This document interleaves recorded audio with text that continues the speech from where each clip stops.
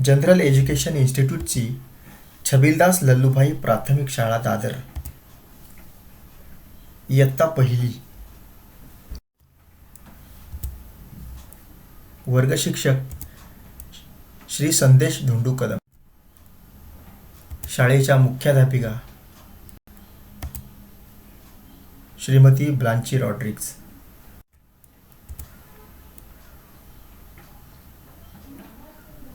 इयत्ता पहिली. विषय मराठी. घटक झोपाळा गेला उडून.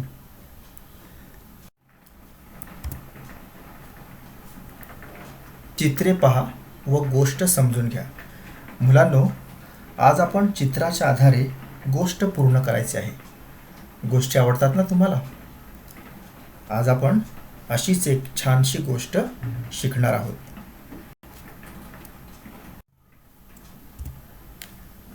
एका तळ्यात 2 बेडूक होते. एकदा त्यांना पाण्यात 2 खांब दिसले. त्यांनी एक वेल आणून खांबांना बांधले. मुलांनो बघा बरं, या चित्रात बेडकांना पाण्यात काय दिसले? बेडकांना पाण्यात 2 खांब दिसले आणि त्यांनी खांबांना काय बांधले? खांबांना त्यांनी एक वेल आणून बांधली. वेलीचा छानदार झोपाळा तयार झाला आणि दोघेही बेडूक त्यावर बसून झोके घेऊ लागले. या चित्रामध्ये पहा बरं, बेडकांनी वेलीचा एक छानदार झोपाळा तयार केला आहे आणि दोन्ही बेडूक त्या झोपाळ्यावर बसून झोके घेत आहेत.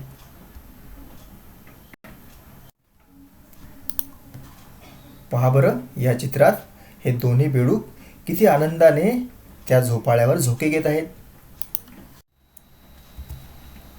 आणि अचानक काय गंमत झाली मुलांनो?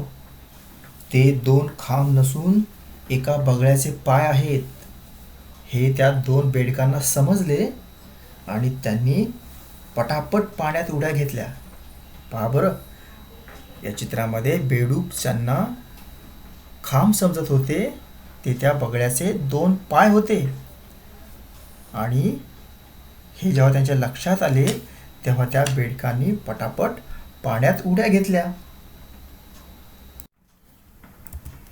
तर मुलांनो, या गोष्टीचे नाव काय होते?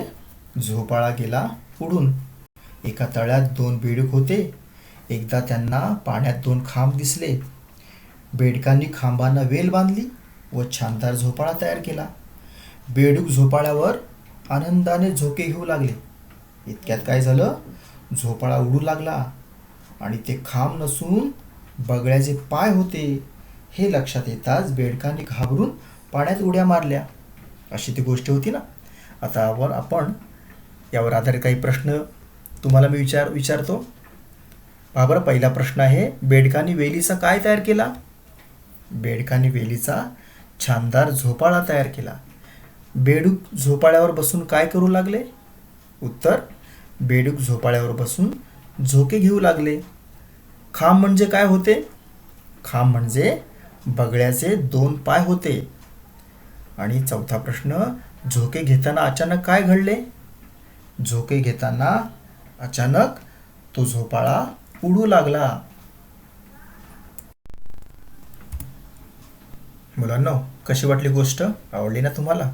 ही गोष्ट तुम्ही पुन्हा पुन्हा ऐका आणि लक्षात ठेवा आणि तुमच्या मित्रांना सांगा. धन्यवाद मुलांनो.